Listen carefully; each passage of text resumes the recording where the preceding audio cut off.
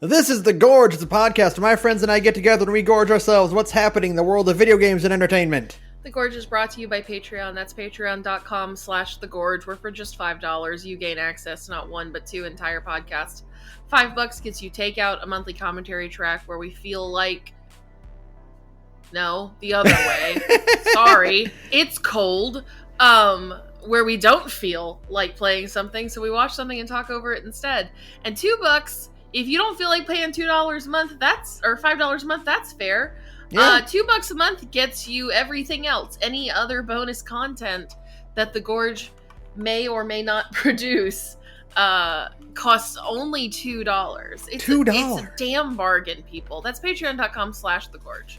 We played Buckshot Roulette multiplayer last time. And it was a lot of fun. And that was probably some of the most fun I've ever had playing a video game with these goobers. I really desperately want to play more of that sometime. Yeah, because it's extremely fun. The comedic timing on the Buckshot Roulette multiplayer is immaculate. Mm-hmm. So yeah, no, absolutely. Please, $2 will get you that. It's really fun. Go watch it. It rules. Yeah, it was great. Now, I realize we're going to be pretty busy for the holidays, so I was thinking if we do record something this month, if I can get just one of you to play Straftat with me, I think that would be pretty good. What was Straftat again? Straftat is a free 1v1 boomer shooter. Okay. Oh. And it's like an extremely fast... It's kind of like... It has the same sort of gameplay pace as the Super Stick Fight or whatever we played a couple months ago. But it's strictly a 1v1 boomer shooter. Okay. So it has like a ton of maps and like weird gimmicks for the maps and stuff like that. Oh, one of these levels is Twin Peaks. Yeah. That's funny. Okay. But there's there's lots of weird weapons, and some of it's just like testing your Twitch action against each other. Like there's one where it's just like you're in two pillboxes and you have to outsnipe each other. But then there's one where it's like you're in a door maze and your only available weapon is frag grenades. Oh, okay. I see. That might be fun. We should try that at some point. We might give that a shot, yeah. Okay. Oh, it's free to play too, so perfect. Yeah. Exactly. So I look forward to that on Patreon. Otherwise, it's a roundup. We're just doing normal shit. I didn't do anything except play a little bit of the Fallout 76 raid. It's shocking how much better this update is than the Caravan update. Well, yeah. Yeah, I wish there was a little bit more, like, plot around, like, getting into the raid. Like, you literally just have to know to go to it, which is crazy to me. Yeah. Like, there's nothing in the game that, like, shows you where the gleaming depths are, which is insane to me. Like, could you not have gotten Mr. Modus back in to do a couple of extra lines? Like, a handful of lines to, like, throw you in that direction, really? Like any kind of Enclave member? Yeah, like, one NPC to, like, maybe have a quest with? I don't know.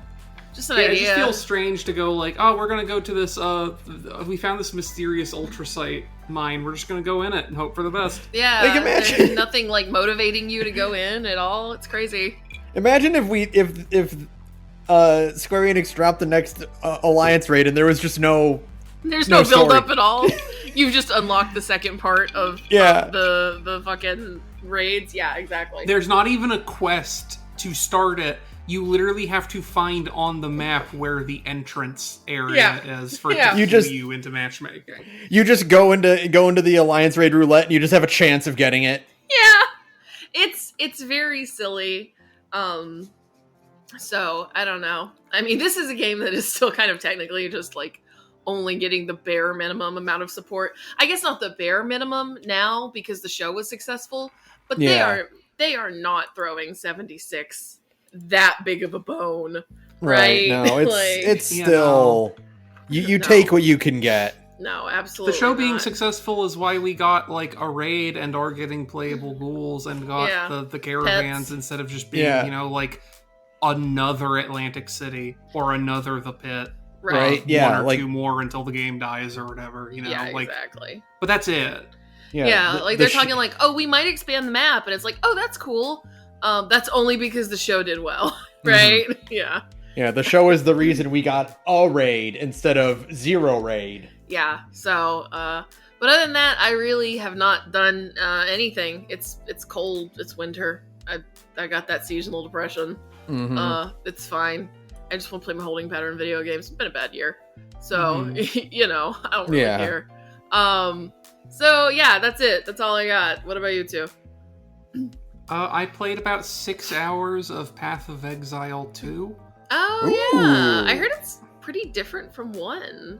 Yeah, it's very, I mean, it's a lot more Diablo 2 than the first one is, right? Like, it has that exact kind of style and vibe, and, like, the economy is kind of similar. It has, like, you have to... They turned it into a Dark Souls game a bit, which I'm not sure how I feel about that.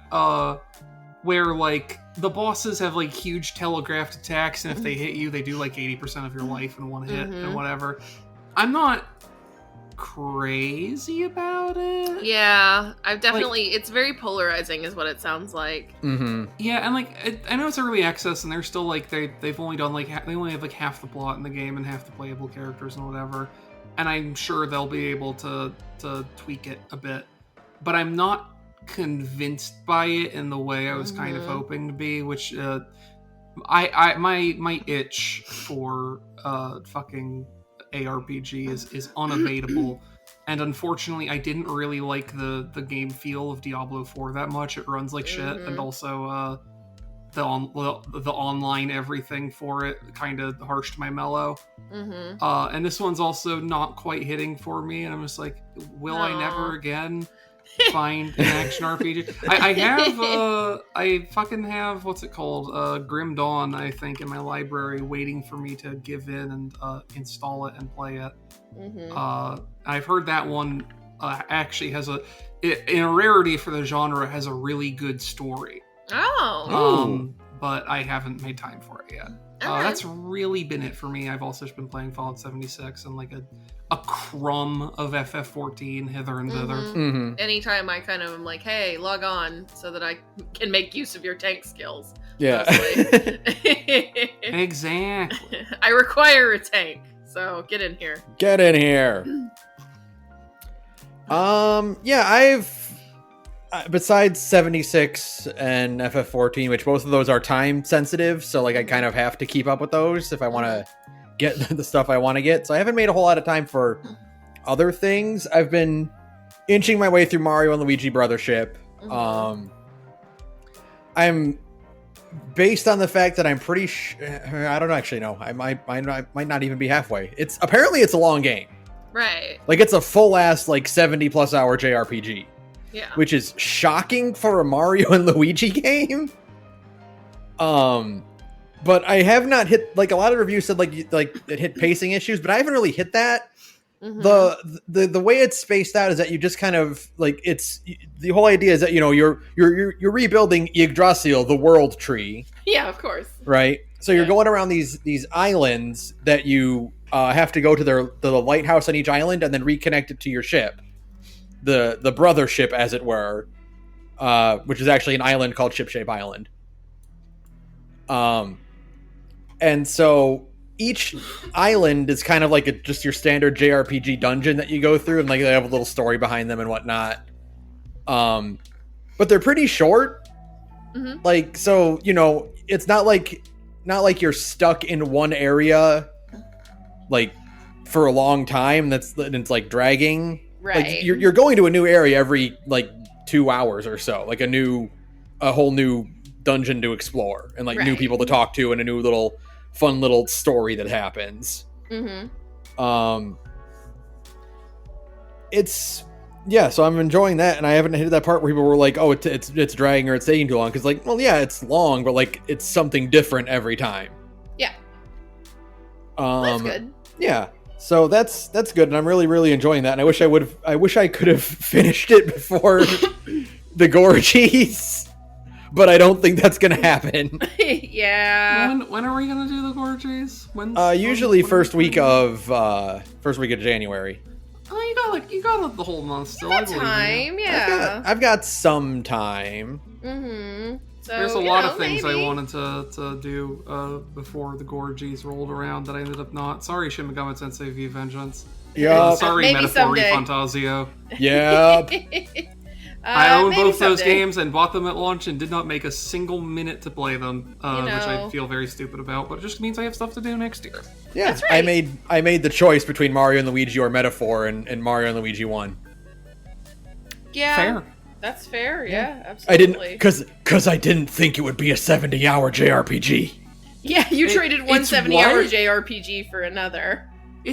That game's 70 goddamn hours? Apparently, people are saying like it's a full-length JRPG. Like it's got some chew to it. Psychopath.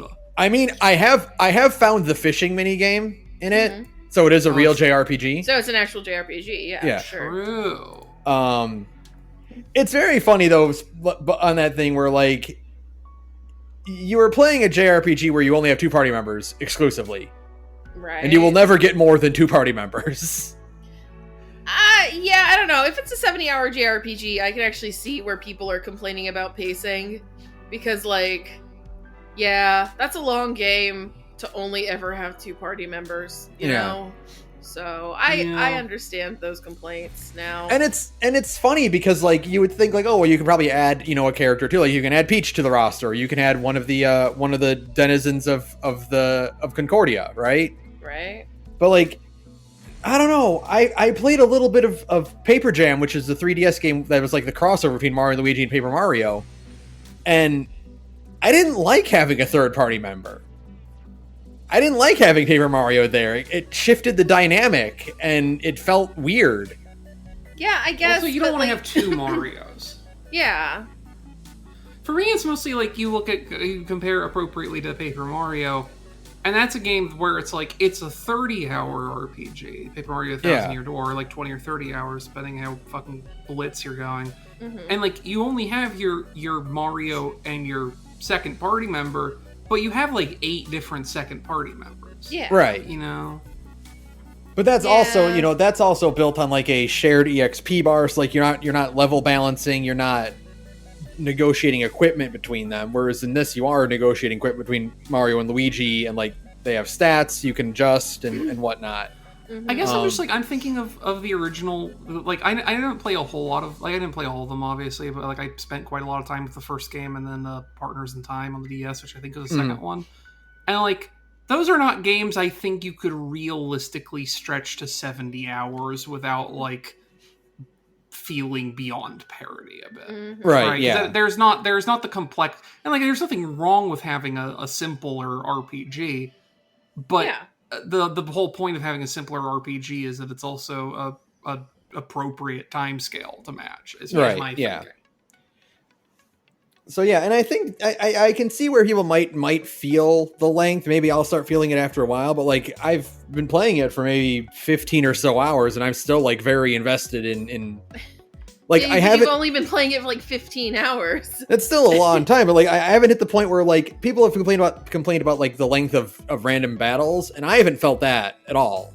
Okay. Because like, yeah, they take a little bit of time, but that time isn't spent waiting. Yeah. Because you've got your RPG reaction commands, and you can parry every attack in the game. Oh, okay. So every enemy will either have a move that requires you to swing your hammer or to jump on them. Mm-hmm. And with effective timing, you can either jump to dodge the attack, or you can jump on their head and do damage, or you can deflect them with your hammer if you can time it right. So like you're engaged at every moment. Sure. But I don't know. We'll see how that goes. Right now I'm enjoying it, and I'm going to continue enjoying it until I don't. Right. Understandable. But besides that, I watched a bunch of stuff. Okay. I sure did. I watched a couple more episodes of Baki. God. Yeah. And Saturn done to you. We stopped at the wrong point. No, we didn't. We should have kept going. Here's the thing. I in my heart of hearts, I wanted to push the extra 2 episodes, but I knew I wouldn't have been able to force half of the podcast through. Then I know you would have played along, Sarah, I'm sure you would have put up with it. I think if I tried to put Oates would have tapped out instantly. Yeah. I think if I even floated putting a 5th episode on, Oates would have just like left the recording, and we would have just had to accept that. I'm just mad because we didn't get to see the end of Spec. And Sarah, you would have been dying. Oh, I'm sure, because he just gets owned by like some nobody, right? Yeah, about it. Now, it's not some nobody. It's Hanayama. It's Hanayama. Okay. It's a guy who's from the first arc, I guess, right? I guess. Yeah, like the one that just skipped. Like most of the characters who are introduced with minimal explanation in Baki, it's someone from the first arc. Yeah. But then again, like, we didn't watch first arc because it's 50 episodes. Maybe it's 50 episodes of Baki won a fighting tournament. Right. There was a fighting tournament and Baki won it, and that takes 50 episodes. Like all of Baki Hanma and Baki the Grappler on Netflix, or Baki and Baki Hanma, which are the second and third series respectively. That second and third series together are less than 50 episodes. Okay. I think. To give you an idea of what this was like watching this, Sarah, it would be like if in the Alabasta arc, Mr. 1 wasn't taken out by Zoro. He was taken out by, like, fucking Kuro showing up out of nowhere and just kicking his ass. Great. Sure, okay. And it turns out Kuro was way cooler than you had any idea he was before. Right. He might even be one of the coolest of all time. To give you an even better idea of what this fucking show does is... I watched 2 more episodes. I watched one where the episode when we left off, it was Baki and his girlfriend on a date, and Spec is like watching them from the distance, right? Right. He's about to get him, and Baki starts kissing his girlfriend, and from Spec's perspective, we get this shot of Baki looking over her shoulder and glaring at him. Like, I fucking dare you. I see giving him the samurai death glare. That's amazing. And then Hanayama just shows up and he's like, hey, let them enjoy their date. And they just start fighting. Sure. Okay. And you know, why not? in true to it would be easier to be gay fashion. They have a half-naked brawl in the middle of a public park. Word? Uh-huh. Say it ain't so. So you know in Yakuza games they rip off their jacket in the big climactic fight. Sure. This guy is a member of the Yakuza. Hanayama is. Right. So he rips off his jacket and the pants with it.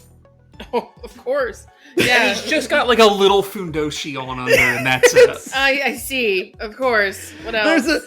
There's a moment where Spec shoves a bunch of bullets into his mouth and makes him bite down on the bullets with such pressure the bullets ignite and blow his cheeks open. Like a fucking Tom and Jerry bit. Yeah, like a fucking Looney Tunes bit. Come on. And he no-sells it. Yeah, he's just like, whatever. Of course, because his dick's too big and he's so strong and handsome. Yeah, we know. So Keisuke. So he incapacitates Spec and he drags him to the police station again.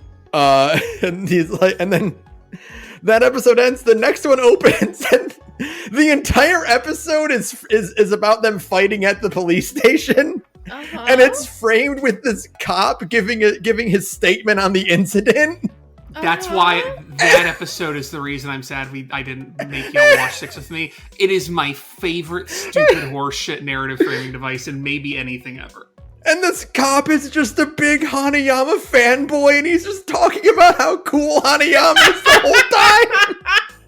All of his coworkers are dead, and he's like, yeah, but then Hanayama fucking grabbed him by the ankles, and he swung him so hard into the ground his skull cracked. Well, as we've established, though, Ben, it's really hard to actually die in Baki. It's impossible. Those people might have been fine. Yeah, his coworkers are probably fine. They're just all on sick leave, dude. Like, nobody dies in Baki. Okay, so I need to tell you, Sarah. Their heads all got turned into, wet trash bags. No, they're fine. But, they got better. So I want to just tell you how Spec dies. Dies. Quotes. So Hanayama beats him, right? Sure, he actually knocks him out and wins the fight. And then it cuts to the hospital, and Speck is now an old man in the hospital bed. Okay. And the doctor tells a story. So usually the narrator or whatever on Baki will tell a story, and it will be like kind of vaguely based on an urban legend, or like maybe a real guy that something similar happened to. Yeah, Facebook uncle shit. Yeah, I know. This is complete horse shit. He talks about this treasure hunter who found like a sunken ship with a chest full of like gold coins and stuff. Like billions of dollars worth of gold. And then he immediately aged 80 years. And it turns out he actually was 80 years old. And he was just holding on to his youth until he accomplished his dream. And the doctor is like, yeah, Speck's 98 years old. What? And he is like instantly, in the course of being hospitalized, lost like a good 80% of his body weight. And he's like, yeah, when Hanayama beat him, he accomplished his dream of losing a fight. So he gave up. Isn't he like...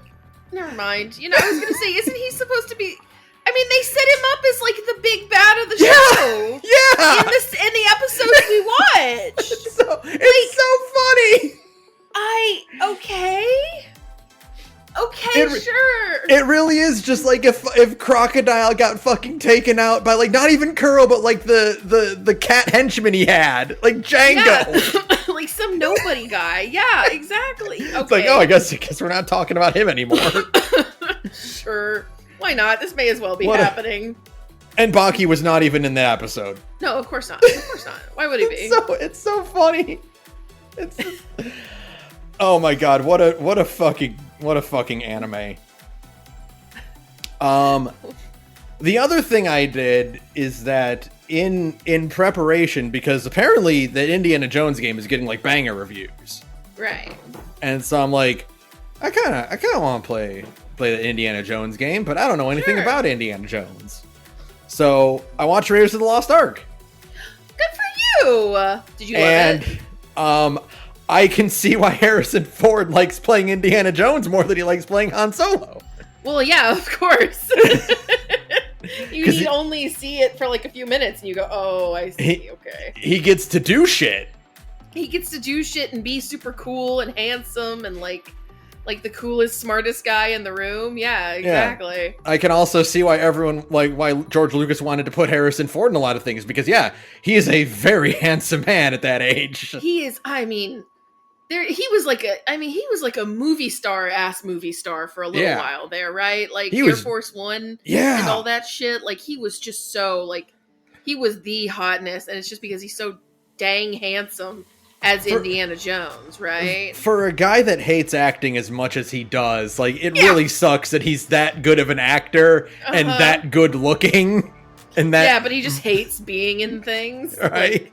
Like just viscerally hates it. Yeah. But no, Raiders of the Lost Ark is a fucking surprise. It's a fucking great movie. Yeah, it's like a classic for a reason, as it turns out.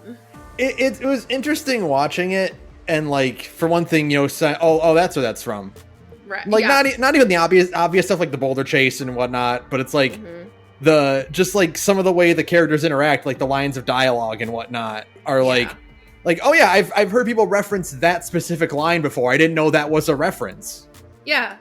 Right. It is exactly like watching Princess Bride for the first time, right? Like suddenly so much, like, 30, 40 years of cultural conversation makes sense. Mm-hmm. And it was funny because I'm watching it and I'm seeing Indy do all this stuff. He's in the temples, he's running from the boulder, he's got the spike traps and whatnot.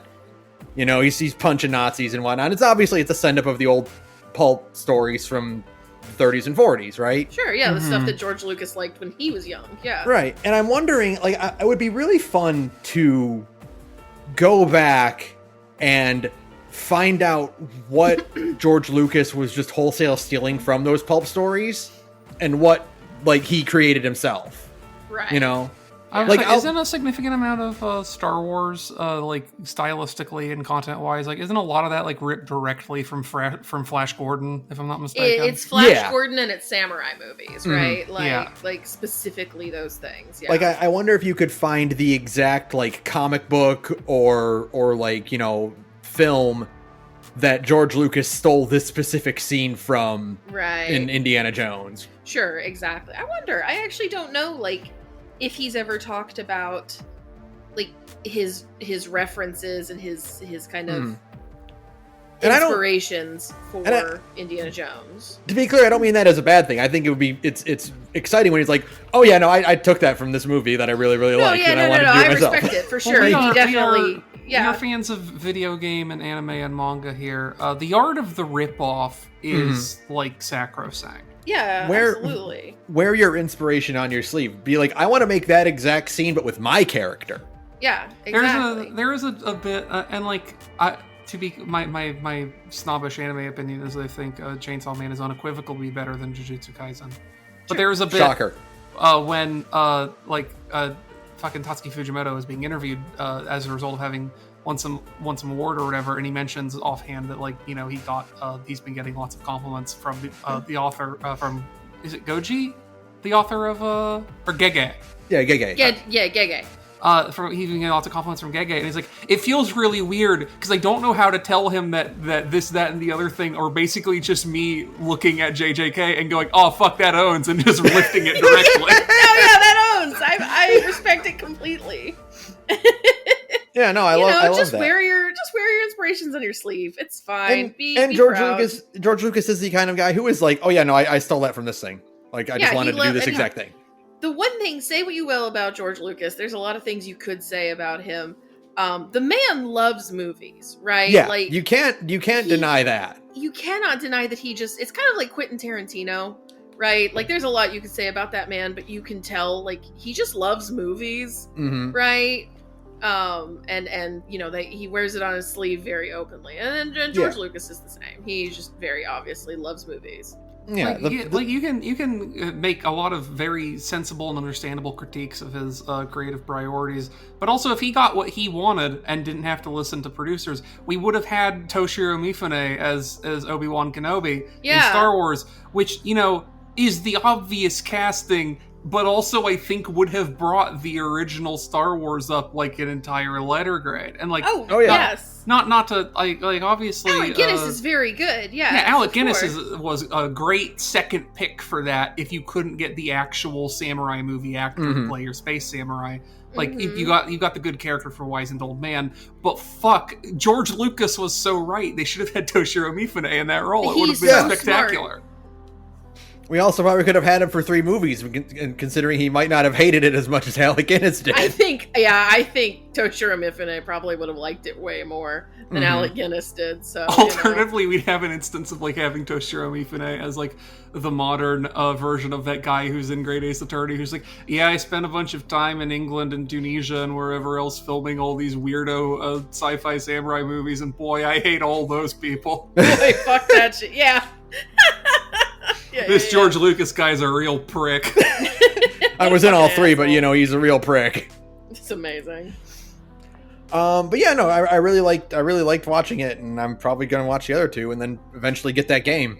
Yeah! Everybody says that game is really good. I mean, everybody says that game is basically an immersive sim, so, like, when somebody's like, it's boring, I'm like, are you sure it's boring? Or is it actually awesome? I've heard Troy Baker does an amazing performance as Harrison Ford, but also does not do an amazing performance. So I'm interested to see where I'll fall on that spectrum. It's one of those things where there's a particular kind of like mumbly way Harrison Ford talks in these movies a lot of the time, where like Troy Baker can do that intonation, like that timbre, really like perfectly. Yeah. However, it still sounds like it's Troy Baker doing that voice and not like Harrison Ford. You know what I mean? I imagine it's a lot like how Maurice LaMarche is known for his Orson Welles impression. When it's just him kind of doing the Orson Welles voice, but it's still obviously him. Yeah, but he sounds... He does not actually sound like Orson Welles, but he's speaking the same way Orson Welles does. Yeah, he's just kind of like invoking Orson Welles. Yeah. If I have anything to say about like the new Indiana Jones game being boring or whatever, it's mostly just like there's a lot. There's like way more quiet non-puzzle, non-action. There's a lot of that is just like, no, I'm just sort of like walking around this environment with no dialogue and no music and whatever. It feels a little like it's not quite what I'm looking for in an immersive sim or in an Indiana Jones thing. But like as far as it being like a tonally and content-wise faithful continuation, or like send up to that original trilogy, at least I think it's definitely that is truer to the spirit of Indiana Jones than the fourth movie is. That's correct. Zero question. That's not hard, but yes. Yeah, like I'm. Shit, I had a thought. I was gonna say it's very bold of them to make it a first-person game as well. Yeah. You know. Yeah. Like, you usually with immersive sims, you're playing as either a silent protagonist or create a character, and or someone you can make a build for, right? Yeah. Like, but you're doing this with an established character like Indiana Jones, and we're not going to see the back of his head for 90% of the game. That's interesting. Yeah, and like I respect that, I do, because it's just also mostly because like this is Machine Games. The entire reason I will probably buy this game at some point, like maybe when it goes on sale or something. So not for a while, but still. But I am obligate to buy a game made by Machine Games because them Wolfenstein games kick ass. I mean, yes, one of them didn't, but you can't fault Youngblood for being what it is. I think that's Bethesda being Bethesda at Machine Games. So it's fine. But yeah, no, I want them to keep making video games. I would love it if they could like make more stuff. I'd love it if they could make something original, but that's neither here nor there. But yeah, no, I just don't want Machine Games to go away. They're cool. Right. Yeah. My expectation, Ben, for you watching the rest of the series is I feel like you're going to go into the second one and go, oh, that wasn't as good, whatever. And then you're going to watch the third one, you're going to think it's probably one of the best movies you've ever seen. Yeah, I'm very, very excited to watch the rest and put the third or the fourth and fifth on takeout. The roulette. Yeah, thanks, dude. Oh, God. Thanks, Ben. You son of a bitch. I do this for free, you know? Yeah. I do think I will say it's very interesting. And as I was watching this, I like had to pause the movie and check real quick to be like, I was like, okay, which movie does Marion die in? Right. And I looked and she doesn't. Oh. No. And I was like, oh, that's surprising. Yeah. So it's mostly a question of what movies does she show up in? And the answer is not many. Right. Because she doesn't show up at all in the second movie because that's the George Lucas's go. Or I forget if it's Lucas or Spielberg who's going through the divorce when that movie is being made. Oh. And the second movie is very a divorce guy movie. Yeah. And I think in the third movie there's a completely different woman in it who isn't Marion. And then Marion comes back for the fourth movie, I think. I think it was Spielberg going through the big divorce that no. Wait, did the second Indiana Jones come out before or after the third Star Wars movie? Temple of Doom is 1984. Okay, but the second one. And then Return of the Jedi. Spielberg was divorced in 89, so I don't 83. Think it was him. No, it was Lucas then, yeah. Yeah. Because Lucas very famously got divorced from his wife, who was also his editor. Yes, they divorced in 1983. Okay, yeah. Okay. So yeah, Temple of Doom is the divorce movie. Yeah, and his wife was very famously his editor, and that's why Return of the Jedi is kind of bad because Marcia Lucas is not editing it, and that's why it's like really insane compared to the first two. I think there's a comparative study you can do in the creative effects of losing your editor unexpectedly between the filmography of George Lucas circa 1970 and 1980 and Umineko no Nakugoro ne. Absolutely. Because somewhat famously, the editor for the first half of Umineko died very tragically in a car accident. Like, I think right before the fifth one came out. And as a result, like, the fifth and sixth episodes have a very different pacing because that dude is no longer editing them. Yeah, he's not Amazing. there to rein Ryokishi in, right?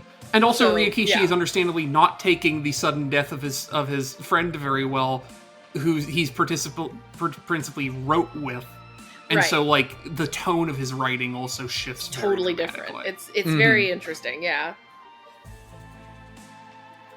But yeah, so I watched that, and I'll watch the other ones at some point. And report back. Yes. Yeah. We also, Melissa and I also watched Arcane. Oh, all of The it. first All of season it. or just the All seasons, both seasons. Wow. What'd you think? Do either of you have any interest in watching Arcane? Probably not. It's very pretty, but it's League of Legends, so I don't care. No, I don't really. And if I do, I'm not going to care about spoilers. It is extremely pretty. They literally the only reason I will watch Arcane at some point maybe is because it is genuinely one of the most beautiful animated shows I've ever seen, right? Like, it's absurd. Okay. So I will sum up my thesis statement for Arcane season 1 and 2. Okay. Have you ever played a game called Mass Effect 3? I don't like where this is going. Unfortunately, yes, I played Mass Effect 3. Why? So Arcane was surprisingly really good. And then 15 minutes before the credits of the last episode, No. it got really bad. Oh no. No. Oh no. Now I famously am much like Rich Evans, in which I don't like movies that make me sad. You don't like downer endings, right? Right. Yeah, I don't like downer endings. And I especially don't like downer endings that are downer endings for no reason. Sure. It was a very strange experience because I was under the impression that Arcane was a prequel. And it was setting up the inevitable League of Legends, the game. Yeah. Because I don't know if anyone knows what the core plot of League of Legends was early on. I don't. know. Which I is don't that know anything about League of I know the Legends, world is called Runeterra, and that's about it. So they have all these heroes, these grand heroes and whatnot, adventurers and so forth. And the country has decided that political matters and debates and whatnot, instead of wars breaking out, will be decided by allowing these summoners to summon these heroes and have them participate in a little arena fight match. And then whoever wins is right. Oh, so it's G Gundam, I see. Yeah. So every battle that you play in League of Legends is just some country settling a dispute with some other country, and whoever wins is the one who's right and gets all the things. That is to me a very funny gameplay thing, by the way. I think more things should do that. Now this was apparently I looked into this. This was the plot of the game for the early years. And when they started introducing more lore to these characters, they eventually just retconned all that away and said, yeah, the game isn't canon to anything. The game is just Smash Brothers. No, bullshit. Tragic. That's fucked up. So what this means is that Arcane is more like an alternate universe than it is like a prequel to the game. Right. Okay. I'm gonna go into spoilers for Arcane if anyone is interested, in watching it themselves. Whatever. Just skip ahead until you hear us not talking about Arcane anymore. We need to steal the Dragon Quest music a bit. Yeah, we do. So I don't know, man. Like, I kept expecting it to be something to go somewhere different, and then it didn't. Mm-hmm. I was like, okay, well, surely this will pay off, and then it didn't. Uh-huh. Like, all right, I'll just say it. You can't just kill off Jinx. Oh, does it really kill off Jinx? That seems psychopathic. That seems insane. Yeah. Like there's because I guess they don't have any plans for season 3, or they haven't announced any plans for season 3. Mm-hmm. And it ends going to be hard to do a season 3 when you kill the main character. And it ends with like the little thing of like, oh, she might be alive though. Like, but it's like barely there. It's like one lingering shot of an airship flying away, and then it cuts to her like little static spray paint motif that she has. Oh, then she's fine. Yeah. But it's still just like, what the fuck are you doing? Right. That's funny.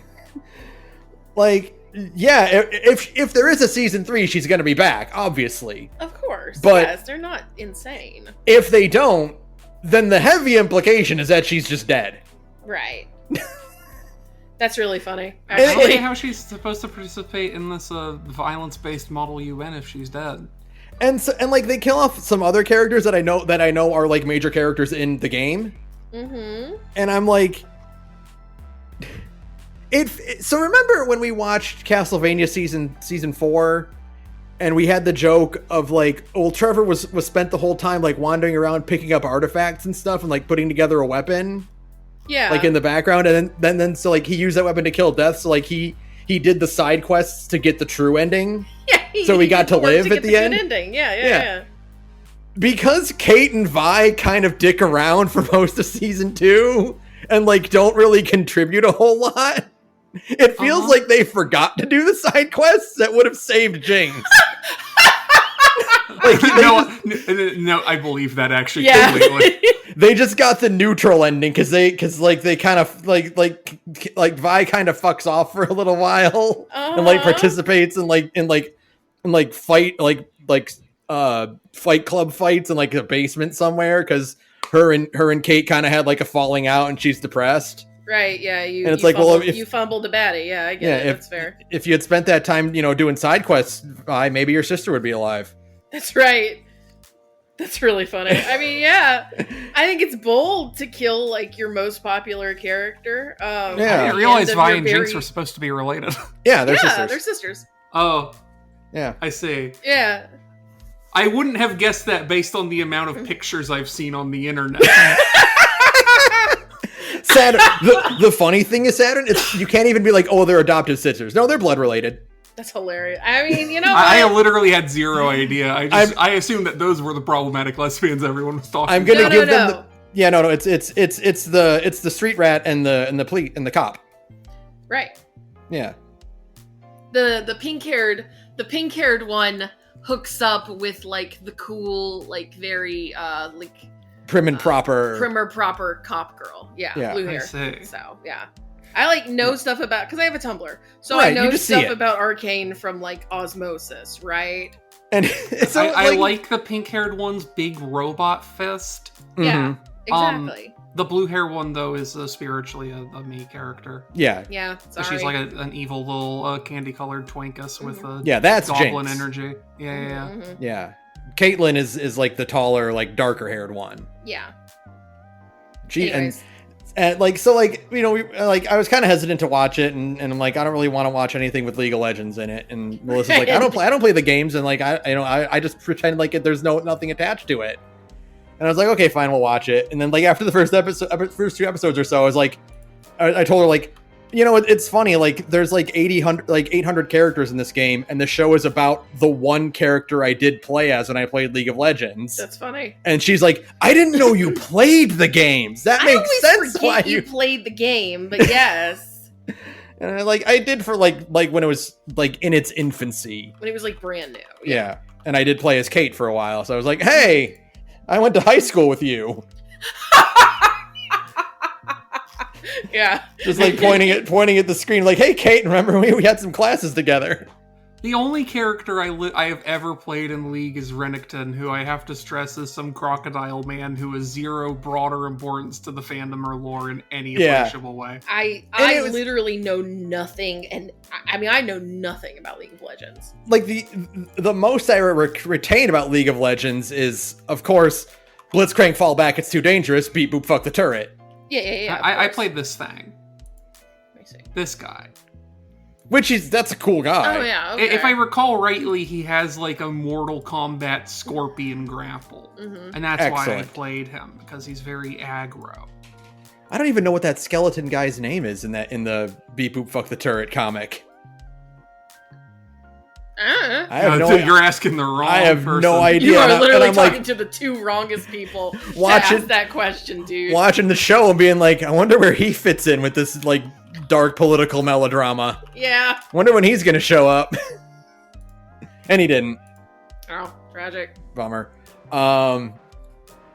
So like, but like the other, it was weird because like I know I haven't played a lot of, I didn't play a lot of it, but I knew what the tone of it was, and it was like, and I'm watching this and I'm like, this show would be like if they took every weird eccentricity and mania of the TF2 mercs and played it seriously. Right. Like if you were to make the TF2 version of this show, it would be like you'd have like a plot line about like Scout having to become a mercenary to support his mother and siblings, right, and like the toll that takes on his mentality. It's very funny to even imagine. Yes. The skeleton's name is Karthus, by the way. Oh, Karthus. Okay, I was like, when's my skeleton boy gonna show up? Never. Never. He's not in this show, which is a shame because it would have been funny if like us out of nowhere, like on the council, there's some weird skeleton man. Yeah.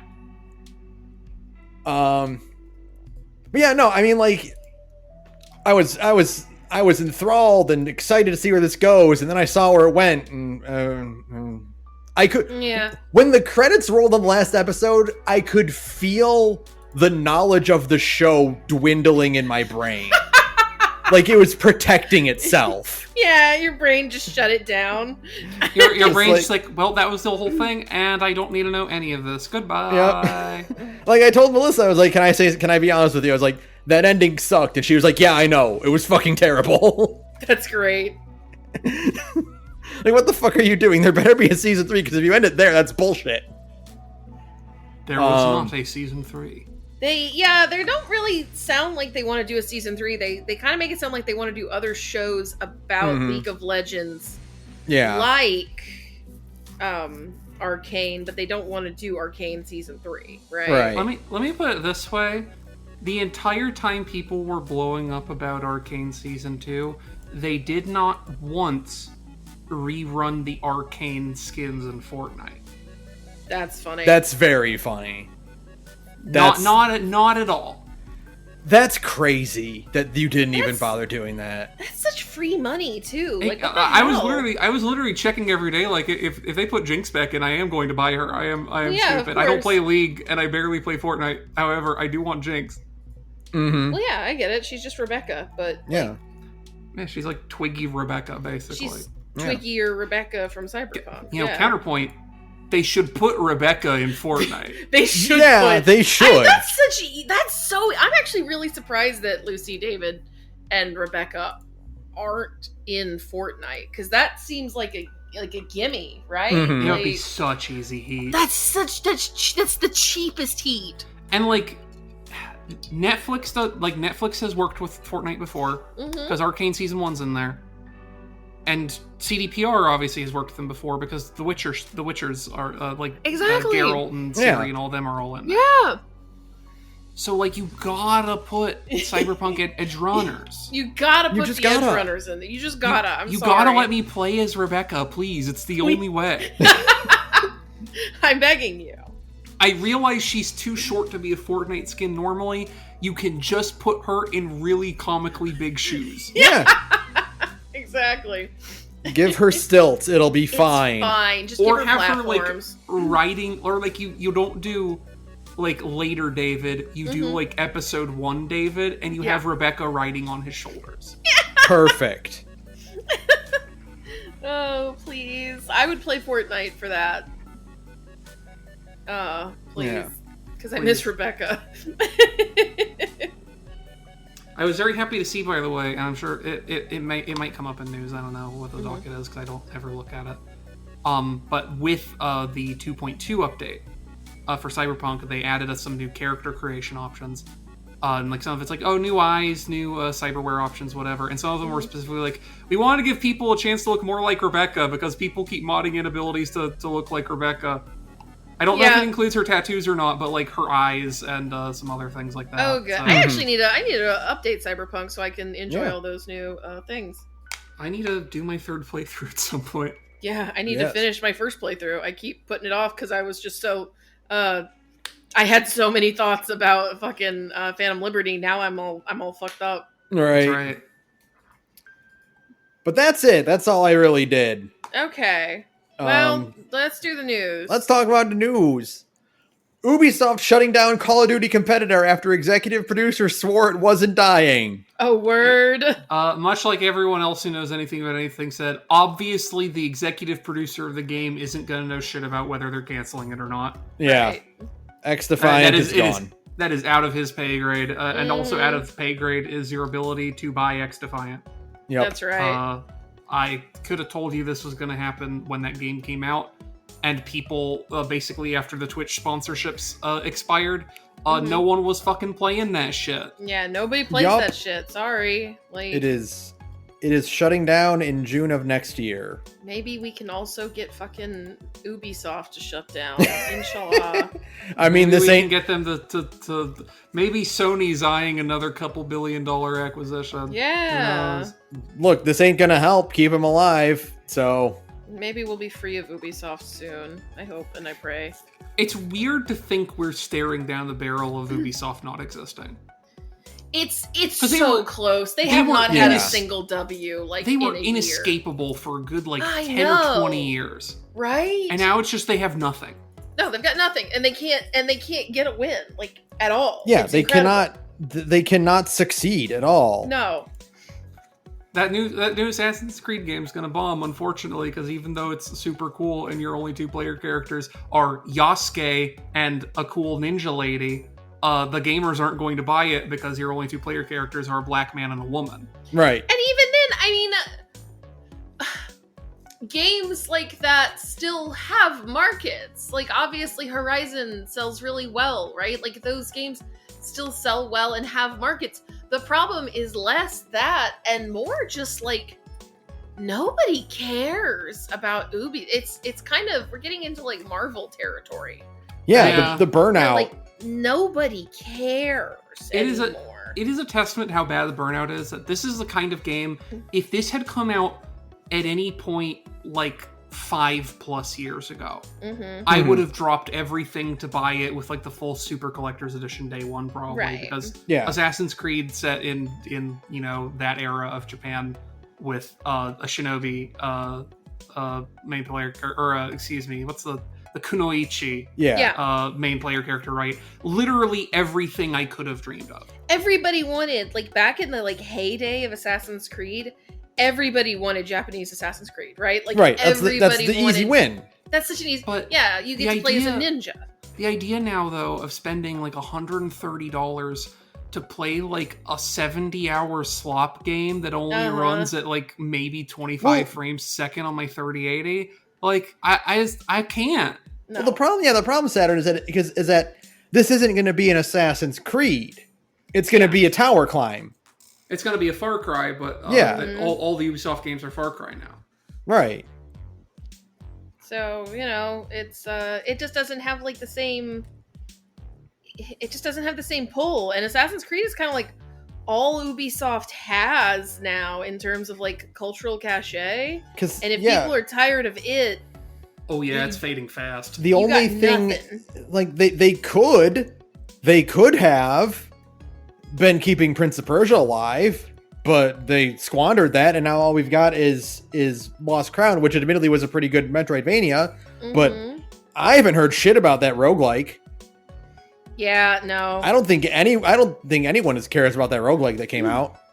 No, it's incredible. That came out? How totally squandered. Yeah. Yeah. Fuck. Oh, they're screwed. They're so fucked. They're so fucked. That's the thing. I was literally like, yeah, well, Ben, I don't think that's come out yet, so I guess we'll hear more when it comes out. Like, it's out? Yeah, what do you mean it's out? That's what Ubisoft's catchphrase is now. Is that came out?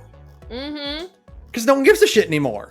Which is a bad thing to be. It was a bad place to be when you spend like $100 or $200 million making video games. Yeah, and nobody wants your video games. It's actually quite bad. Yeah. Yeah.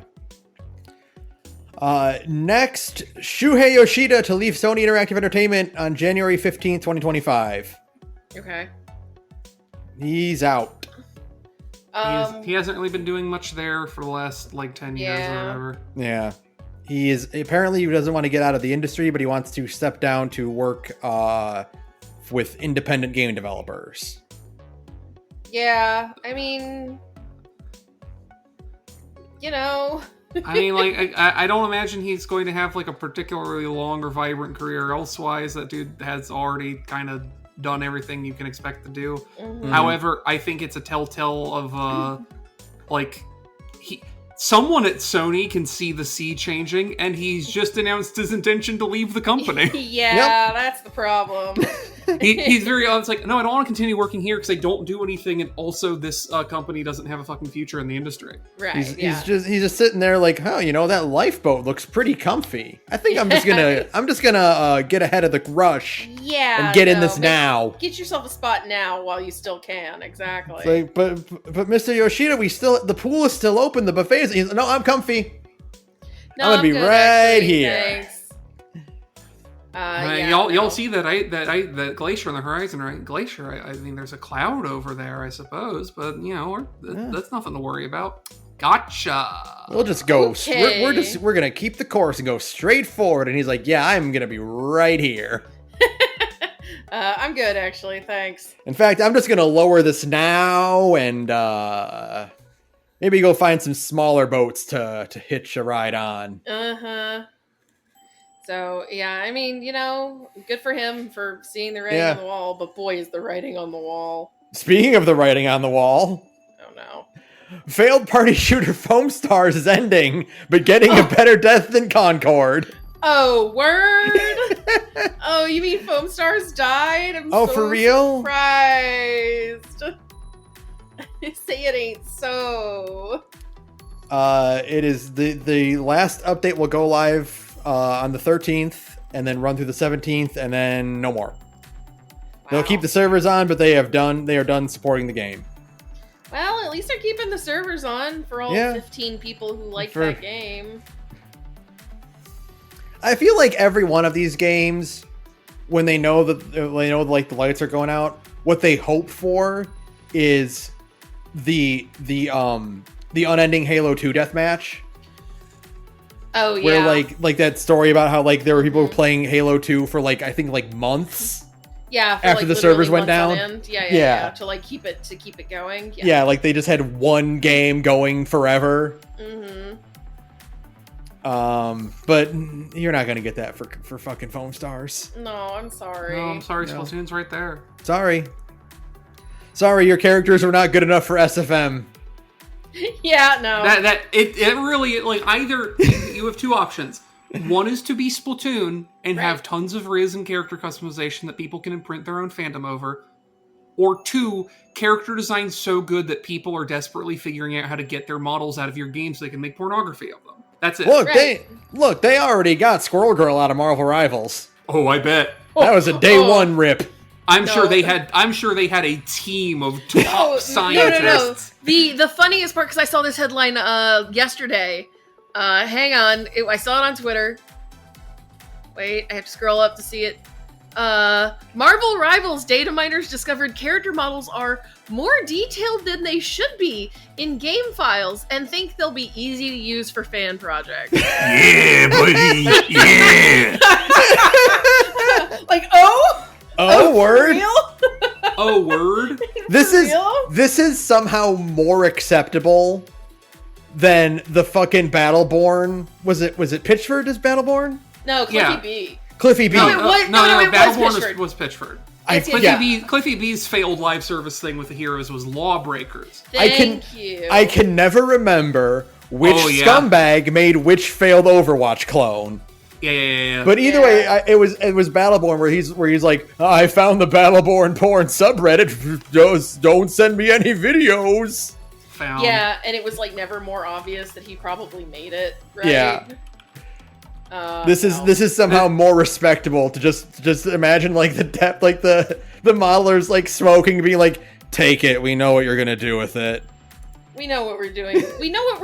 We gave Squirrel Girl a thick ass. Like, come on. Yeah, exactly. Like this is. I saw Chris from Gigaboots tweeting about it. It's like, the thing is, if Overwatch needs to win it back, they need to do the update that changes May's character model so she's actually plus size. Yeah. So people who've left them for Squirrel Girl come crawling back.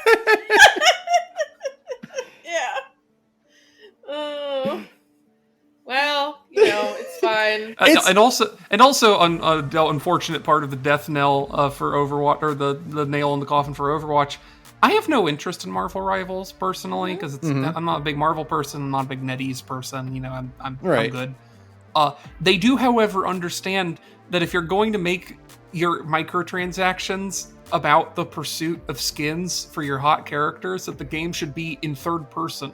Yes. Yeah. Very important decision that they made there. I did download Marvel Rivals. I didn't get a chance to play it at all, but I downloaded it today just to kind of like, because my friends are also playing it, so I'm like, oh cool, finally a game I can play with them. Right, yeah, of course. And I have to apologize because when I first saw the trailer for Marvel Rivals, I thought it looked terrible, right? Sure. And I was like, oh, it's just another failed Overwatch clone. This is going to die immediately. And I'm sorry, Marvel Rivals. I did not understand your game because this is the first game in history where the models look better than the concept art. Yeah, and the art style for the game is actually pretty cool. It's doing surprisingly, it's doing the Arcane thing with like the kind of painterly textures. Mm-hmm. So the game actually looks pretty good. I was surprised. Yeah. Yeah. Like I've watched some people play it, and like it seems relatively, like, as far as Overwatch clones go, like gameplay ambitious. Like I've watched Spider-Man play. It is insane that you put that character in Overwatch. I'm so mad that Spider-Man is like a high-level character because it's like, no, I want to play as him, though. I want to play as him, but he's... Much like Spider-Man 2 on the PlayStation 2, he's extremely high level because his swing tech is fucking psychopathic. Yeah, it's like, it would be like, you know, if I was playing MVC again, it's like, but Virgil's my favorite character, though. I wanted to get in this game to play as him. Why is he so high complexity? No, I have to play as Wolverine. Yeah. Or the Punisher.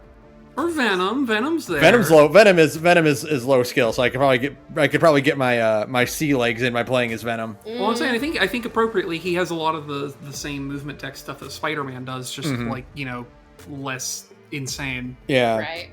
But like no, like when I saw the concept art, I remember a lot of people saying like it looks like AI generated.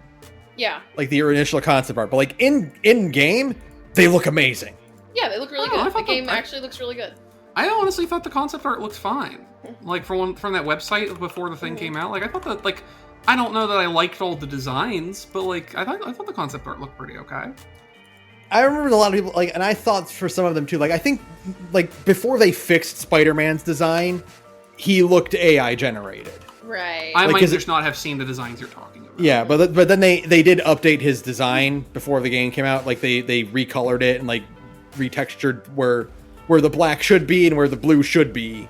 Yeah. And it looks a lot better now. So I apologize to Marvel Rivals. I did not understand your game, but now I do. And I'm looking forward to playing it.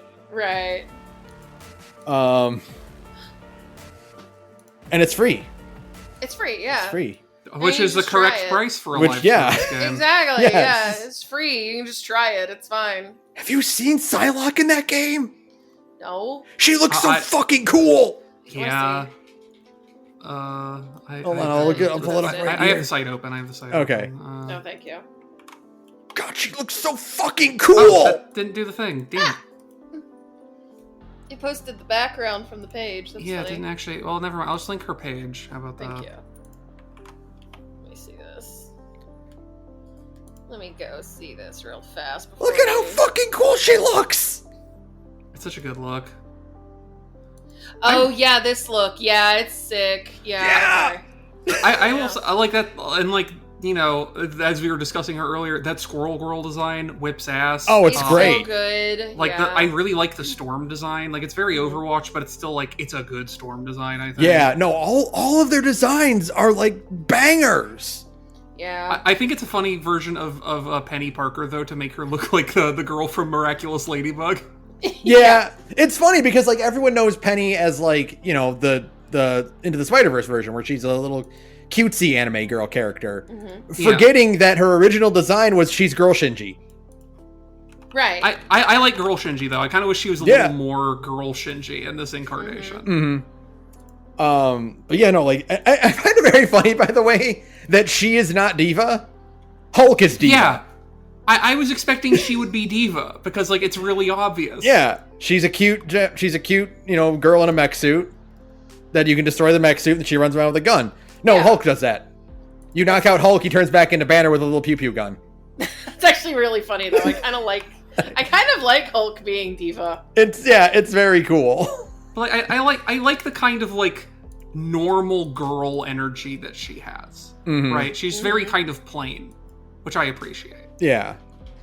And they're just gonna keep putting characters in it. It's so cool. So like, yeah. God, man. Okay. I'm willing to be proven wrong by the fact that game looks fucking good, and like I could feasibly see myself being suckered into being like, well, I get to play an action game with all these like cool ass weirdos who I like, and then like playing it. Yeah. I just haven't done it yet. I'm trying to not be bitter that these designs are not in Midnight Suns. Right. Unfortunately, they have that live service game character art designer budget, which Midnight Suns did not because it's a Firaxis game. Yeah, unfortunately, Midnight Suns remains dripless. Yeah, which is a shame, but I'll deal. Midnight Suns will never get a sequel, and that hurts most of all. Anyway, turn-based strategy game Teenage Mutant Ninja Turtles Tactical Takedown announced for PC.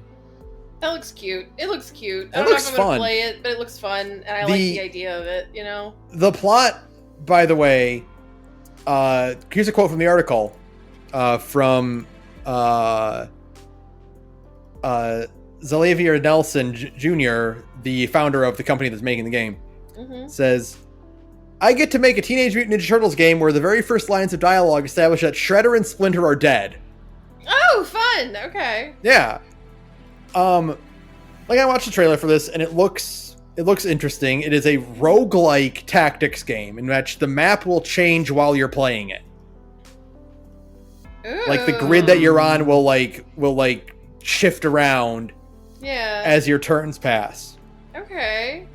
And it's got a neat effect where every character looks like a little like tabletop figure, like toy, you know, like a little figure for that. And like when they move, like they move like someone picked them up and put them on a different square. Oh, that's cute. Okay. The only thing I don't like about this, and maybe they'll fix it, or maybe it just wasn't in the trailer, is that there appears to be no voice acting. And it makes a product like this look cheap. Yeah. You know? And like this is only coming out on Steam. Like if this is a mobile game, I could maybe understand, but like it's not. It's coming to Steam. Okay. And it's like I don't know, it just feels cheap in that regard. That you can't even get someone to make like battle grunts or something even. Right. But I don't know, we'll see. Maybe that'll turn out a little bit different. Next, the 10 worst games of 2024 according to Metacritic. Oh boy. Oh boy, okay. So let's see how many we can recognize on this. Number 10, Scare Ritual, with a score of 55. Don't know that one. Sounds like trash. Sounds like trash. That is, according to this trailer, it is a COD Zombies wave shooter type. Trash. Yeah, there you go. Trash. Yeah. Who cares? Die by the Blade with a 54 on PC. I heard that one. Which is that one-on-one samurai game. I think we've seen this a couple times here and there, and this did look cheap. Oh, that one was bad? Damn. I'm always a sucker for a one-on-one samurai game. Yeah. Oh yeah, this one. Oh, Funko Fusion with a score of 54. Oh, word! I tuned in for some of the Gigaboot stream. 54 is probably too generous for that game. It doesn't work. That game is fucking on fire at all times. Amazing. Great. 53, Silent Hill, the short message. Yeah, I can agree with that one. I know a couple of people who really like. I didn't play it. I know a couple of people who really liked it, but it was highly divisive. I would not. No, I would not even. I would not give that a 53. That seems very hyperbolic. It was fine. I mean, it wasn't good. It was. It wasn't 54 bad, right? I don't know. I remember, like, it was exceedingly frustrating to play that game. Yeah. In the walk around segment, like in the monster hunting segments. Yeah, that's true. Like, I wasn't playing. I was just watching you play. And the story to go along with it was not as engaging that justified it being that frustrating. Yeah, that's true. Next at 53, Test Drive Unlimited Solar Crown. Okay. Not familiar. It is a racing game. Forza type. I can guess. It's an always online racing game. Yeah, right? Apparently, according to the article here, it was a buggy disaster that players didn't enjoy, and wasn't even playable for a few days at launch due to server problems. Yep, always online. There you go. There you are. Number 5. Oh, TMNT Arcade: Wrath of the Mutants with a score of 52. Womp womp. Well, you put out enough TMNT games. I guess some of them are going to be. Is it the one that looked super good though, or is that a different one's coming out later? This is a different one. Yeah, this is a 4-player beat 'em up like Turtles in Time, but it was based on the 2012 cartoon. What? Which is, because, like, we're 2 generations behind on that one. Striking while the iron is literally ice cold. I see. Oh, it's a bare bones, according to the article, it's a bare bones port of the 2017 arcade. Okay, so it technically predates Rise. Okay. I see. So yeah, they just put it out, and apparently it's just not very good. What's Number 4, Numata. Numata? It is I think I remember seeing this. It's a horror game. It's a first-person horror game made by one person, and it shows. Always a bad sign. Whenever someone puts out one of these, it's like, look at my game that I made by myself, and it's like, it's a game that looks like an Unreal game. Mm-hmm. It's the same with Hollow Body. Came out this year, which is like a one-person Unity project that looks like a kind of hi-fi Silent Hill 2 thing. And as you might expect, for being made by one person, it kind of sucks ass and is useless. Yeah, no shit. Okay. Not surprised. Number 3, Taxi Life, a city driving simulator with a score of 51. Okay. It's, in the Joker's world, it's just normal Taxi. Oh, I saw someone playing this. This game is it has a news ticker at the bottom. There's just constant rightoid jokes in it. I see. Irredeemable. Okay, it's great. Just garbage. And it's just a taxi simulator. So it's not even fun like Crazy Taxi. Okay. There are so many shit ass simulator games nowadays. They're like a dime a dozen. Mm-hmm. This isn't even kind of train simulator, which is appealing to enthusiasts, Mm-hmm. I don't think even taxi drivers want to be taxi drivers. No. Number 2, Looney Tunes Wacky World of Sports. Oh, I heard about this one. I heard this one was turbo fucked when it came out. Yeah. I remember this. Remember seeing the trailer for this. It was it got announced at some show earlier in the year. I think they showed this on a Nintendo Direct. They did, yeah. I remember talking about it, and even from the trailer, I could see the frame rates dropping like crazy. Yeah. The article says it plays poorly. Only has 4 sports to choose from. It looks like it fell out of 2015. Yeah. That's pretty generous. And then number 1. Jujutsu Kaisen Cursed Clash with a score of 44. Yeah, no, I did see this one. It was a huge fucking mess. And was just extremely cheap. Right? Mm-hmm. Extremely cheaply made in a really funny way. Yeah, it just looks like a poor a poor Ninja Storm. Mm-hmm. A really bad looking Ninja Storm. And Sparking Zero came out this year, so you didn't have a chance anyway, but... Right, but it's it was just really cheap and bad and lame. Mm-hmm. Oh, this is the same developer that made the really cheap and bad and lame My Hero Academia fighting game in 2018. Yeah. Word! For real? I'm not Crazy. surprised. Yeah, no. Bandai Namco is probably criminal. I think they might be a bit of a criminal enterprise for sure. Mm-hmm. The worst news of the year happened. Oh no. 90s platformer remaster Croc Legend of the Gobos delayed into next year. More like delayed indefinitely, as no one has any interest in buying that shit. I'm so sorry, fellow Croc heads.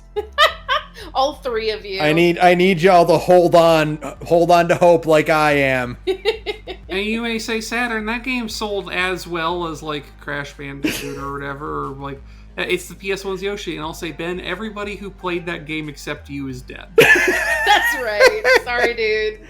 No, Saturn, there are dozens of us. Dozens! Emphasis on dozens. Oh, it's okay, Ben. You'll make it, dude. You'll change your tune during Croctober. I will change my tune from not tuned in and not in the stream or call, I think. Saturn is like, take me off the podcast. I'm not on the podcast anymore. I'm gone. I'm done.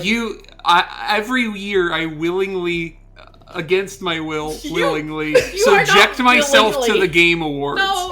No. You do not willingly subject yourself to the Game Awards. You're bribed emotionally the way I am. And every year I am bribed emotionally to watching the Game Awards with you. A whole month of Croc would be a bridge to it. That's right. I don't love anybody that much, Ben. I'm sorry. Saturn, there's only like 3 Croc games, and they're probably like 5 hours each. It would take us like less than a week to do all 3 games. Ben, that sounds like it's 3 too many Croc games to me. Actually, did the third game even... How many Croc games are there? Too many. Too many. There are 2 games. Okay. So there's only 2 games. There was going to be a third, but obviously it didn't make enough to get the third one. Oh, yeah, no. Shocker. You're telling me people weren't crazy about Croc?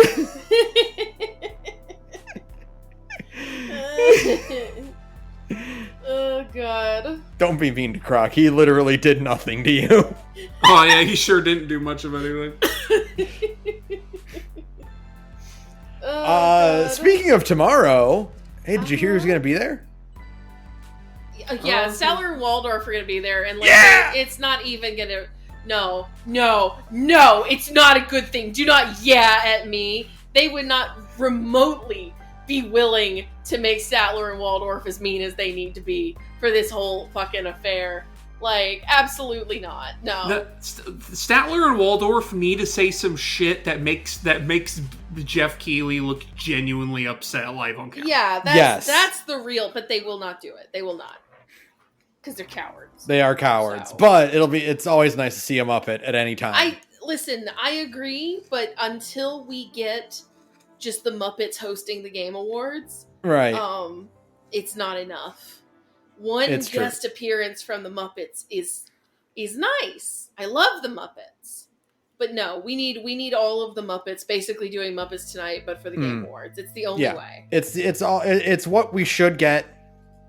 It's what we will never get, but it's what we should get. It is exactly what we deserve. Yes. Wait, when was Gonzo on Game Awards? Last year. Was he? Yeah, dude. Oh yeah, I thought Game that was Awards Animal were last so year. bad. I thought Animal was last year. No. Okay. The best was still Bunsen and Beaker, though. Putting Beaker in Goose Untitled Goose Game was a good idea. Yeah, it was cute. And finally, we mentioned this earlier, but yes, Cyberpunk 2077 is still getting free updates, adds new character creator options, and more. You get to drive around with Johnny. I need to play that game some more now. So it's not clear. Did they add more dialogue for Johnny? Did they get Keanu Reeves in the booth? It was not clear. Okay. I caught that part of the stream. It was not clear. Okay. The article says he had a dialogue. They showed a bit where he had dialogue, but it was not it was a line that I could have believed was taken from somewhere else. Right. The article here says CD Projekt Red has confirmed that Johnny Silverhand will now sometimes spawn in your passenger seat when driving and will have reactions to things like you crashing your car or just staring at him too long. No, I want to ogle Johnny. I just want to hear Keanu Reeves go, "Wish you weren't so fucking awkward, bud." Right. I want V and Johnny to have the fucking conversation from True Detective, where it's just, I just want you to stop saying odd shit, okay? Did you get any sleep last night? I don't sleep. I dream. V's just like, oh my god. You will not. So the new features included in the patch notes here, according to the article, are you will be able to spray paint your car now. Mm-hmm. For certain cars in the game, not all of them, but certain cars. Yeah. And like in Grand Theft Auto, you can use the spray paint to fool cops and lower your NCPD. Sure. They part of the announcement for that they showed off, by the way, is the most like premium understands the fantasy bit I've seen in something in a while, especially in Cyberpunk 2077. Of they're like showing off like, well, yeah, part of the thing is like you can customize the prefab color scheme, but obviously like there's different paint jobs arranged in different ways or whatever, and they're just like a lot of them are on cars that you drive around that are the same model of car, right? And they showed this off as like driving on the street and seeing a car that is like, ooh, I like that one. And they go into slow-mo hacker vision, and he used the hacking powers to buy the license for the thing so you can install it on your car. That's awesome. Yeah. It's like, yeah, you get it. Yeah. They have overhauled photo mode. They have added a drone camera, which is a freeform camera instead of hovering around V. Thank God. They have you can toggle on and off from going forward. Full collision, which means the camera will bump into walls or not bump into walls. Mm-hmm. I think normally it bumps into things, but they announced this a feature as like, you can totally turn off collision so you can shove it wherever the fuck you want. Yeah. Mm-hmm. You can now lock the camera in case you need to like edit filters and whatnot. Don't want to worry about accidentally bumping and moving something around. You can turn on precise camera, which slows the camera down. You can also spawn in characters, 3 NPCs, to drop in the scene as well, so you can make little scenes. They've also added a bunch of character customization options. They've added 32 eye colors, 18 lip makeup cut types, 17 nail colors, 10 cheek makeup types, 16 eye makeup types, 4 face scars, 5 eyebrow shapes, 4 face tattoos, 2 body tattoos, and 8 cosmetic cyberware options. That's good. And most of the cyberware options, which I'm thrilled about, are stuff like giving you options to do like the face plates, like a lot of the NPCs have, where like, they have like the really prominent cyberware that like takes up huge amounts of their face. Like they did that, which I think looks really cool. Yeah. They have also added a feature to the randomizer, which they're calling the plane to punk slider. Interesting. So you can, if you want to have like a more like normal casual V, you can set it to plain. But if you want to like make them like really edgy and hardcore, you can set it to punk, and it'll the randomize within those parameters. That's fun. Yeah, okay. And the punk is closer to true random of just picking between every single option that you have like equal weight and giving you something that looks insane. Whereas if you switch it to plain, it kind of normalizes to prioritize results. Or like, this is a kind of natural hair color. This is this face doesn't have a whole lot of extra crap on it. So on and so forth. And then they've also done a whole bunch of, patch fixes and updating quests that don't work and skills and whatnot. One of the things that I actually like about the randomizer too is that so it randomizes everything, but then if you're like, ooh, I'm not sold on this face, but I like that eye shape, you can just go lock the individual stuff you want to keep and it will randomize around that. Yeah, it's really fun. Cool. Yeah. We were talking about it in the Discord. It feels like a lot of these are things they've already implemented in a potential sequel. And they're like, this is just stuff we can just backport to Cyberpunk. It's fine. Yeah, right? they're absolutely doing the light no fire thing that they do for No Man's Sky, which is like, No Man's Sky is still getting updates even though we're developing this game because we keep developing shit and it's like, you know what? That would go perfectly good in the last game. We should add it.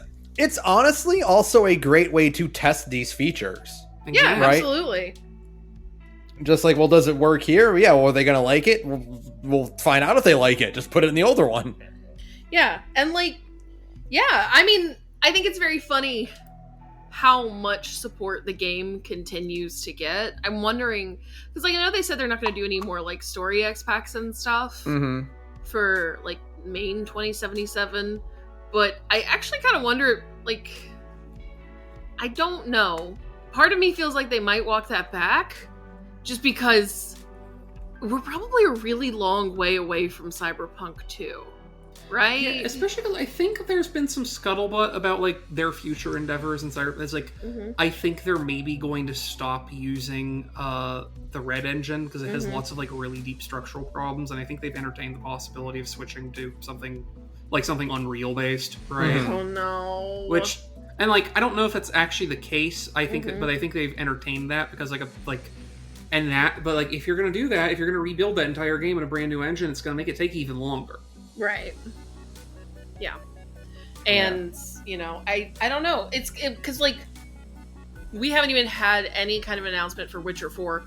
We know they're doing Witcher 4, and it is potentially a create a character game, which I'm really excited about.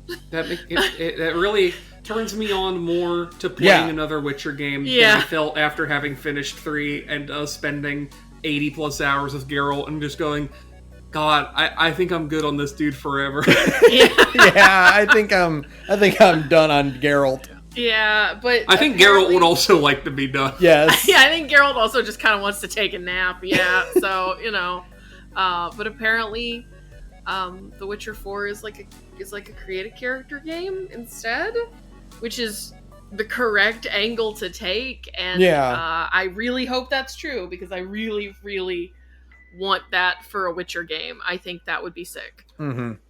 Me not refusing to address anything about myself. Yeah, and they'll let you play as a girl, which means that it'll be like the best Witcher game of all time. De facto. Yeah, exactly. Yeah. Don't worry about it. Saturn, you seem to hold this opinion about basically every video game. Yeah, every video game would be improved by it, Saturn. You are correct. Absolutely. Part of my playing Path of Exile 2, and this is a holdover from Path of Exile 1. There's no create a character in it, right? Like there's classes, but the classes are like specific people. So it's like if you're playing the Ranger is a specific lady, like it's some white blonde haired lady who's named whatever, I don't remember. But like that's your Ranger. If you want to play a guy Ranger, too bad. It's kind of like Diablo, right? That doesn't have create a character. Well, here's the thing: Diablo 3 and 4 do have create a character, and you can change Diablo 3 doesn't let you change your appearance. You can just pick like male or female. But Diablo 4 actually has like a relatively, I wouldn't call it fully featured, but it has a character creator where like you can pick your sex, you can pick your skin color. It has like one of like 5 or 6 different faces you can pick for each. I did not know that. Yeah. Yeah. Interesting. But it creates a scenario where it's like, man, I'd probably have a lot of fun playing Monk in Path of Exile 2, but it's a guy, so I don't care. Right. Because I'm a simpleton. You're not a simpleton. You're correct. I'm also like this all of the time. Which is why I'm playing this and like, this is pretty good, but also I could see myself, if it goes on sale during Christmas, actually just buying Diablo 4 for 20 or 30 bucks. Right. Because I'm like, well, in that game I can be a girl in whichever class I want, so it's fine. So there you go. Well, either way, like the biggest thing is, like, I love the idea of a create a character Witcher 4, but truly in my bones, all I want is Cyberpunk 2. Yeah. Right? Because, like, Cyberpunk is such an interesting game because, like, it was so controversial when it came out, right? Yeah, but, and they did so much to fix it. They've done so much to fix it, and as time has gone on, it is like a game. It's one of those games where you play, you're like, it's fine. And then you find yourself thinking about it at 3 a.m. for no reason. Yeah. Right? Like, Cyberpunk is extremely one of those games where it's like, fine. So why can't I stop thinking about it, right? Like why am I insane about it? This update is going to make me be like, what if I reinstall Cyberpunk? What if I kept playing Cyberpunk? Yeah. Much like it's having the Baldur's Gate 3 effect on me a bit, where I'm like, I don't need to replay Cyberpunk 2077 for any reason. However, knowing that they added a bunch of new character customizations got me like, well, I did want to do that like fully, because I never did hacking at all in 2.x. Right. And my first playthrough was a hacker one, but then I'm like, ooh, I could do like a corpo hacker who uses monofilament shit and whatever, and that be a third playthrough. And I'm like, ooh. Yeah. What if? Meanwhile, I almost started a second Baldur's Gate 3 playthrough this year, and they announced, by the way, we were also lying about 1.7 being our final update. We actually we're doing 1.8 now. And it's like, come the fuck on. Stop it. Stop lying to me. They added more subclasses to Baldur's Gate 3.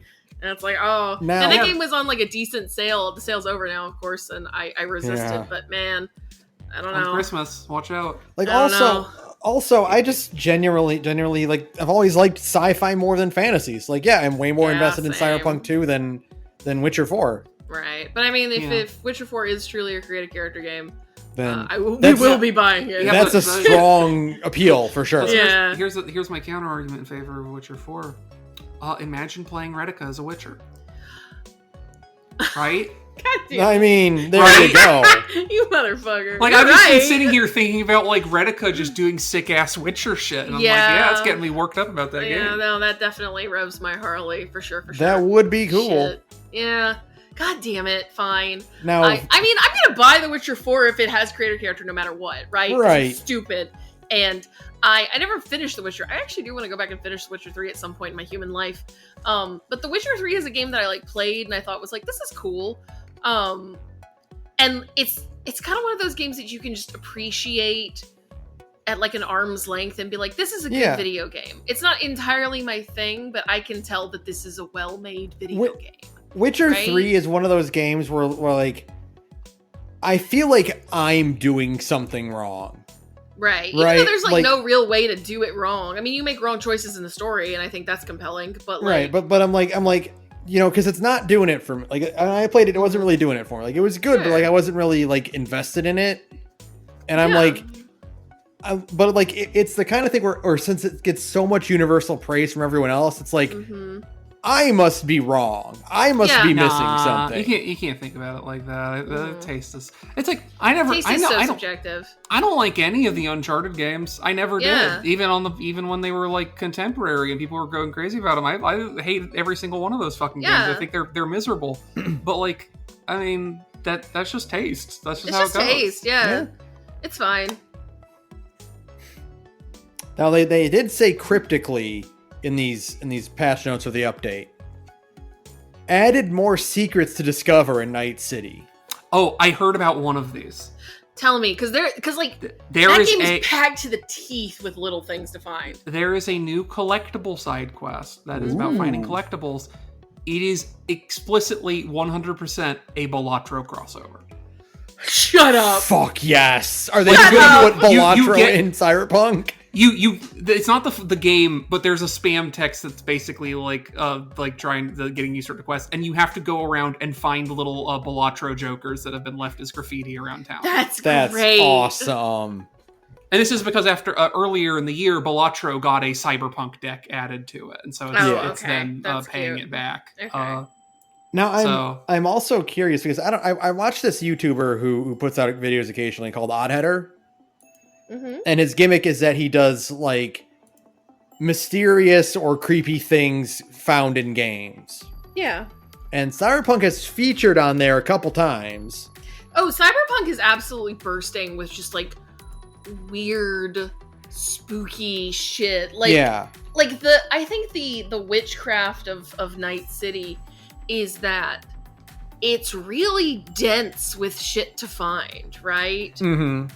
Like to an absurd degree. It's a game you could probably play forever if you were feeling like insane enough. Right. I actually think Cyberpunk is a game that probably would benefit from the Fallout 4 style no level cap system. But I think that might probably ruin a couple people's lives, so maybe not. Yours, I imagine. Mine, yeah, exactly. There's stuff like there's apparently some kind of countdown timer or like a statue with like a clock built into it that they have not decoded what that represents. Yeah.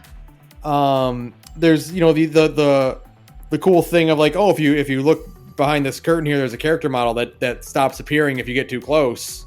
Yeah, there's stuff like that. Yeah, absolutely. And it's like, ooh, cool. Maybe we'll get some more details on that.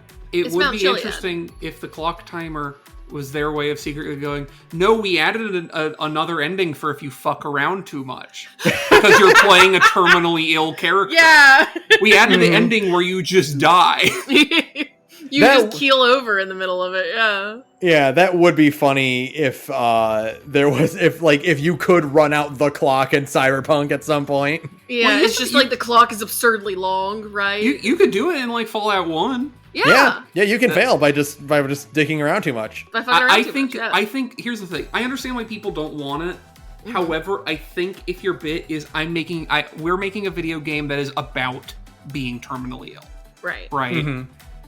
You gotta commit to it. Yeah, you do. It can be a long time, but because like 30 in-game days is a long time.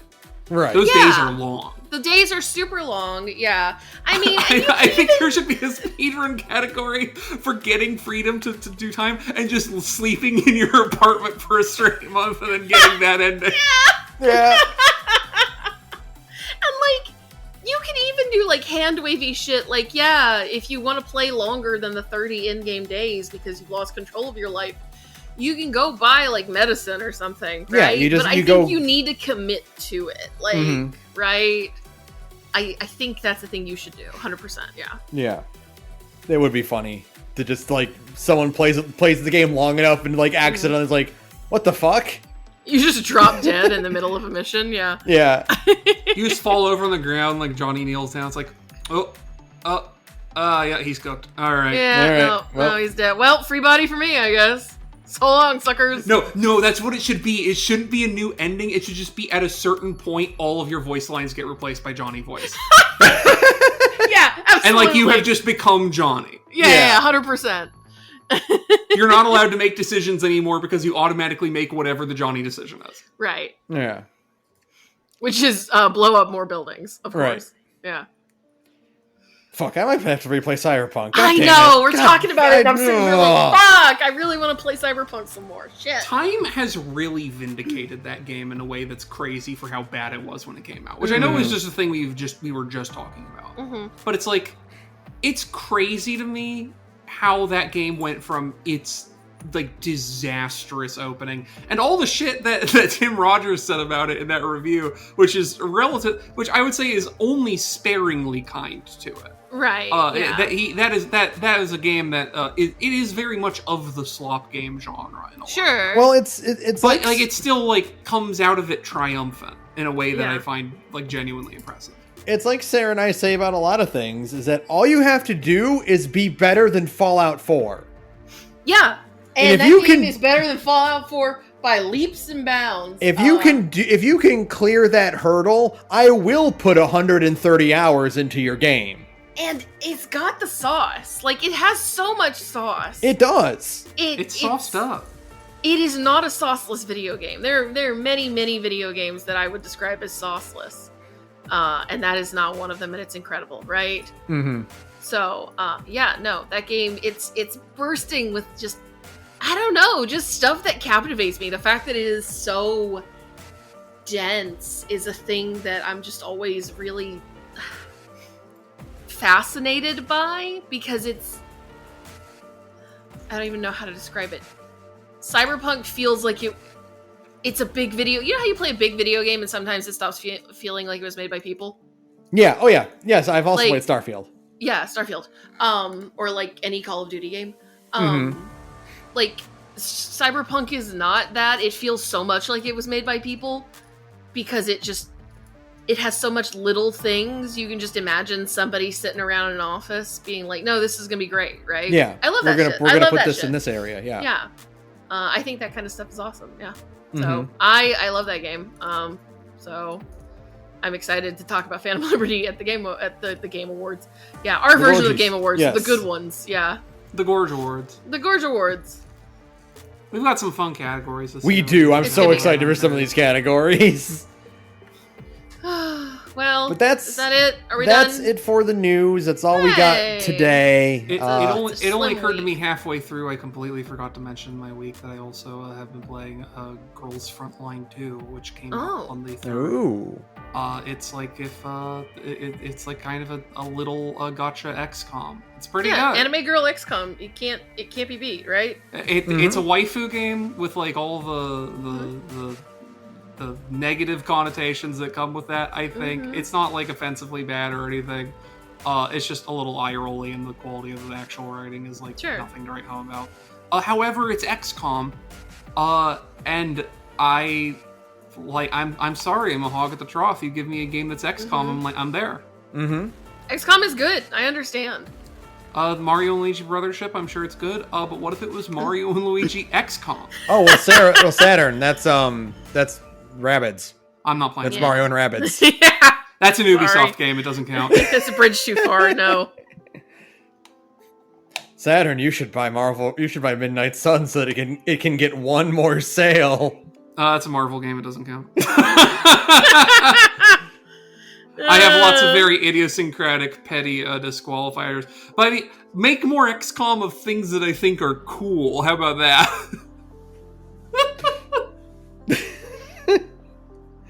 But yeah, that'll do it for us. Thank you to Adventuria Fuse for background music. You can follow us all on our social medias on BlueSky instead of Twitter. We're not on Twitter anymore. Yeah, fuck that shit. Yeah, we're out. Today. So like occasionally people will still like on the Discord, people will send links, like Twitter, like, you know, tweets about like whatever is happening or whatnot. And I will click on it, and I deleted the app, so it opens in the browser on my phone now. But it's like I'll read the tweet, and then I'll scroll and read the comments, and I'll go, oh yeah, that's why I deleted this app. Like, wait a minute, yeah. this sucks. Yeah, I don't miss it at all. I literally do not miss Twitter a single goddamn bit. So yeah, we're on BlueSky. Yeah, the only reason I still have it is because I know like 2 people who are only on my private account because they're like, I can't migrate to BlueSky for my private thoughts until it has private accounts because I make a public-facing thing and I don't want all the people who consume my public-facing thing to read my personal life. Which, fair. Fair, 100%. But I've of them 3 Twitter accounts I had. One of them's already gone. My main one, I don't post anything on it. I just occasionally will like check in on people with it. Like that, site's going the way of the dodo. It's overrun by Nazi slime. Yeah. So just move on with the future, along with literally everybody else, by all appearances. Yeah. And that'll do it for us. Fuck Ubisoft. Fuck Ubisoft. Fuck Yves Guillemot. Yeah, fuck Yves Guillemot especially. Like fucking, he's extreme scum. I'm sad that him running this company into the ground means it's going to cost a lot of people their jobs. That part fucking sucks. But whatever. Ubisoft sucks ass. So they haven't had a W or like a good video game in literal years. So like, what do they even have? Like, what are they even making right now? Shareholders. That's what they have. Yeah, they've got shareholders, exactly. It's what they deserve. You make slop, you eventually the slop cometh for you, right? That's right. Are you making the slop, or is the slop making you? That's right. Good night, Good night, everyone. Good night.